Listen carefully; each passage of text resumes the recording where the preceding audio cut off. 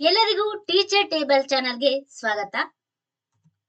ಇವತ್ತಿನ ವಿಡಿಯೋದಲ್ಲಿ 10ನೇ ತರಗತಿ ಸಮಾಜ, ಇತಿಹಾಸ, ಭಾರತಕ್ಕೆ ಯುರೋಪಿಯನ್ನರ ಆಗಮನ ಪಾಠದ ಪ್ರಶ್ನೋತ್ತರಗಳನ್ನ ನೋಡ್ತಾ ಹೋಗೋಣ.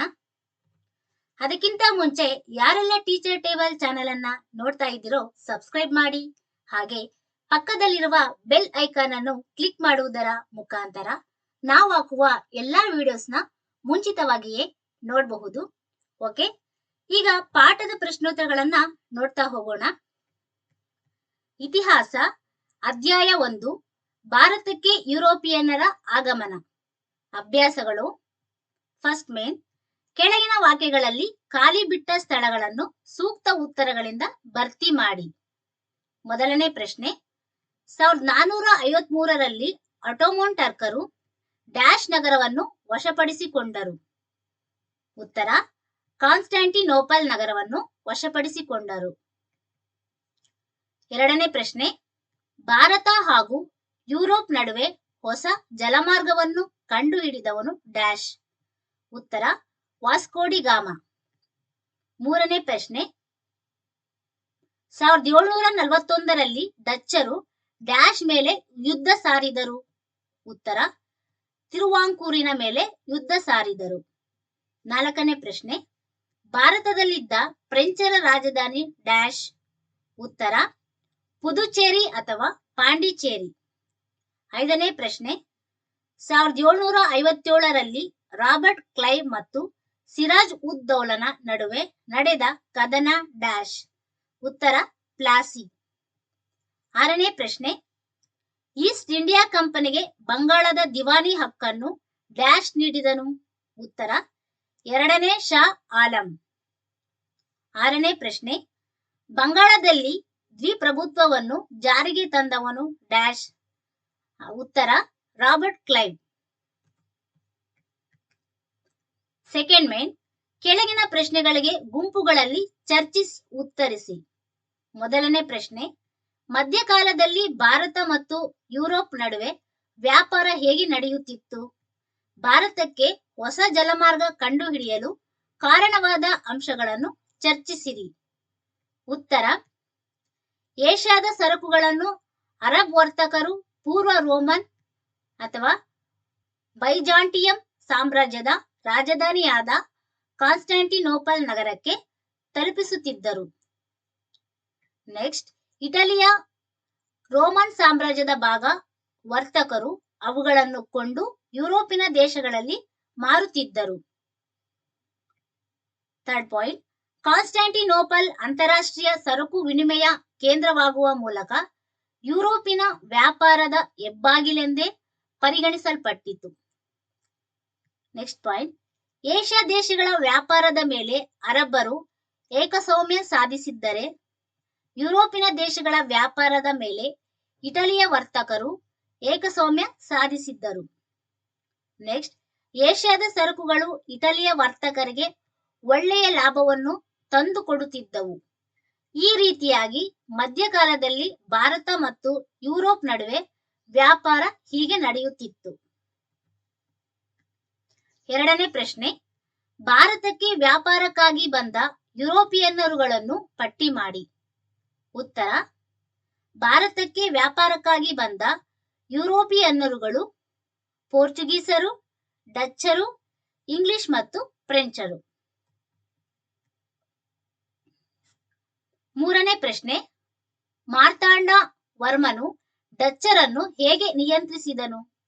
ಉತ್ತರ, 1729ರಿಂದ 1758ರವರೆಗೆ ವೈನಾಡ್ ರಾಜ ಮಾರ್ತಾಂಡ ವರ್ಮ ಇವನು ರಾಮವರ್ಮನ ನಂತರ ತನ್ನ 24ನೇ ವಯಸ್ಸಿನಲ್ಲಿ ಪಟ್ಟಕ್ಕೆ ಬಂದನು. ಇವನು 50,000 ಸೈನಿಕರ ಸೈನ್ಯವನ್ನು ಕಟ್ಟಿದನು. ಮೆಣಸು ಬೆಳೆಯುವ ಪ್ರದೇಶಗಳನ್ನು ತನ್ನ ಕೈವಶ ಮಾಡಿಕೊಂಡನು. ತನ್ನ ಸುತ್ತಮುತ್ತಲಿನ ಪಾಳೆಗಾರರು ಮತ್ತು ಸಂಸ್ಥಾನಿಕರನ್ನು ಡಚ್ಚರ ವಿರುದ್ಧ ನಿಲ್ಲಿಸಿದನು. ಇವನು ನಾವೆಂದೂ ಮೆಣಸಿನ ವ್ಯಾಪಾರದ ಹಕ್ಕನ್ನು ಪರಕೀಯರಿಗೆ ಕೊಡೆವು ಎಂದು ಡಚ್ಚರಿಗೆ ಪತ್ರ ಬರೆದನು.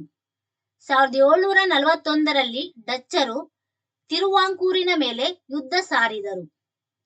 ಮಾರ್ತಾಂಡವರ್ಮ ಡಚ್ಚರನ್ನು ಸೋಲಿಸಿದನು. 1753 ಆಗಸ್ಟ್ 15ರಂದು ನಡೆದ ಒಪ್ಪಂದದಲ್ಲಿ ಡಚ್ ಪಡೆಗಳು ತಮ್ಮ ಸಂಪೂರ್ಣ ಅಧಿಕಾರವನ್ನು ತಿರುವಾಂಕೂರಿಗೆ ಒಪ್ಪಿಸಿ ಶರಣಾದವು. 4ನೇ ಪ್ರಶ್ನೆ, ಎರಡನೇ ಕರ್ನಾಟಿಕ್ ಯುದ್ಧವನ್ನು ವಿವರಿಸಿ. ಉತ್ತರ: ಎರಡನೆಯ ಕರ್ನಾಟಿಕ್ ಯುದ್ಧ 1749ರಿಂದ 1754. ಫ್ರೆಂಚರು ಅಸಫ್ ಜಾನ್ ಮತ್ತೊಬ್ಬ ಮಗನಾದ ಸಲಾಬತ್ ಜಂಗನನ್ನು ಹೈದರಾಬಾದಿನ ನಿಜಾಮನಾಗಿ ಮಾಡಿದರು. ಅವನ ರಕ್ಷಣೆಗಾಗಿ ಆಸ್ಥಾನದಲ್ಲಿ ಫ್ರೆಂಚರು ತಮ್ಮ ಸೈನ್ಯ ಸಹಿತ ಬುಸ್ಸಿ ಎಂಬ ಅಧಿಕಾರಿಯನ್ನು ನೇಮಿಸಿದ್ದರು. ಮತ್ತೊಂದು ಕಡೆ ಫ್ರೆಂಚರ ಬೆಂಬಲದಿಂದ ಚಂದಾ ಸಾಹೇಬನು ಕರ್ನಾಟಿಕ್ನ ನವಾಬನಾಗಿದ್ದನು.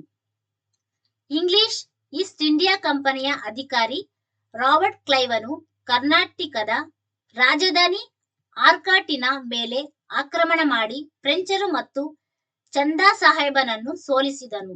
ಅಂತಿಮವಾಗಿ ಈ ಯುದ್ಧದಲ್ಲಿ ಚಂದಾ ಸಾಹೇಬನನ್ನು ಬಂಧಿಸಿ ಹತ್ಯೆ ಮಾಡಲಾಯಿತು.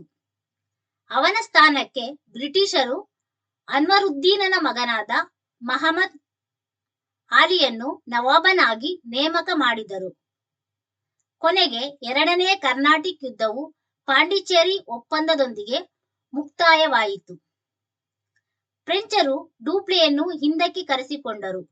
ಈ ಯುದ್ಧವು ಫ್ರೆಂಚರಿಗೆ ರಾಜಕೀಯ ಹಿನ್ನಡೆಯನ್ನು, ಬ್ರಿಟಿಷರಿಗೆ ಪ್ರತಿಷ್ಠೆಯನ್ನು ತಂದುಕೊಟ್ಟಿತು. 5ನೇ ಪ್ರಶ್ನೆ, ಪ್ಲಾಸಿ ಕದನಕ್ಕೆ ಕಾರಣ ಮತ್ತು ಪರಿಣಾಮಗಳನ್ನು ತಿಳಿಸಿ. ಉತ್ತರ: ಕಾರಣಗಳು. ಫಸ್ಟ್ ಒನ್, ದಸ್ತಕ್ಗಳ ದುರುಪಯೋಗ, ಅನುಮತಿ ಇಲ್ಲದೆ ಕೋಟೆಯ ದುರಸ್ತಿ, ಕಪ್ಪು ಕೋಣೆ ದುರಂತ. ಪರಿಣಾಮಗಳು. ಫಸ್ಟ್ ಒನ್, ಈ ಯುದ್ಧವು ಭಾರತೀಯರಲ್ಲಿದ್ದ ಅನೈಕ್ಯತೆ, ಅಸಂಘಟನೆ ಮತ್ತು ಈ ಕಾಲದ ವ್ಯಾಪಾರಿ ವರ್ಗದಲ್ಲಿದ್ದ ಲೋಭಿತನವನ್ನು ಪ್ರದರ್ಶಿಸಿತು. 2, ಮೀರ್ ಜಾಫರ್ ಬಂಗಾಳದ ನವಾಬನಾದನು. 3, ಕಂಪನಿಯು ಬಂಗಾಳ ಪ್ರಾಂತ್ಯದಲ್ಲಿ ವ್ಯಾಪಾರ ನಡೆಸಲು ಅನಿರ್ಬಂಧಿತ ಹಕ್ಕನ್ನು ಪಡೆಯಿತು. 4, ಸಿರಾಜನು ಕಲ್ಕತ್ತಾದ ಮೇಲೆ ನಡೆಸಿದ ಆಕ್ರಮಣಕ್ಕೆ ಯುದ್ಧ ಪರಿಹಾರವಾಗಿ ಮೀರ್ ಜಾಫರನು ಕಂಪನಿಗೆ 17,70,00,000 ರೂಪಾಯಿಗಳನ್ನು ನೀಡಿದನು. 6ನೇ ಪ್ರಶ್ನೆ, ಬಕ್ಸರ್ ಕದನದ ಪರಿಣಾಮಗಳಾವುವು? ಉತ್ತರ: ಬಕ್ಸರ್ ಕದನದ ಪರಿಣಾಮಗಳು. ಮೊದಲನೇದು, ಈಸ್ಟ್ ಇಂಡಿಯಾ ಕಂಪನಿಗೆ ಬಂಗಾಳದ ಮೇಲಿನ ದಿವಾನಿ ಹಕ್ಕನ್ನು ಎರಡನೇ ಶಾ ಆಲಂ ನೀಡಿದನು. 2, ಶಾ ಆಲಂ ವಾರ್ಷಿಕ 26 ಲಕ್ಷ ರೂಪಾಯಿಗಳನ್ನು ಪಡೆದು ಬಂಗಾಳದ ಮೇಲಿನ ತನ್ನ ಹಕ್ಕನ್ನೆಲ್ಲ ಬಿಟ್ಟುಕೊಡಬೇಕಾಯಿತು.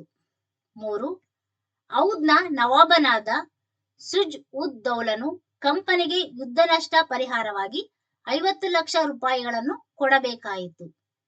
4, ಮೀರ್ ಜಾಫರ್ ಮರಣ ಹೊಂದಿದ್ದರಿಂದ ಅವನ ಮಗನಿಗೆ ವಿಶ್ರಾಂತಿ ವೇತನ ನೀಡಿ ಬಂಗಾಳದ ಪೂರ್ಣ ಆಡಳಿತವನ್ನು ಕಂಪನಿಯು ನಿರ್ವಹಿಸತೊಡಗಿತು.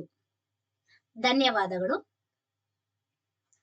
ಈ ವಿಡಿಯೋ ಇಷ್ಟ ಆದ್ರೆ ಎಲ್ಲರಿಗೂ ಶೇರ್ ಮಾಡಿ, ಲೈಕ್ ಮಾಡಿ, ಕಾಮೆಂಟ್ ಮಾಡಿ, ಹಾಗೆ ಟೀಚರ್ ಟೇಬಲ್ ಚಾನಲ್ ಅನ್ನು ಸಬ್ಸ್ಕ್ರೈಬ್ ಮಾಡಿ. Thank you for watching.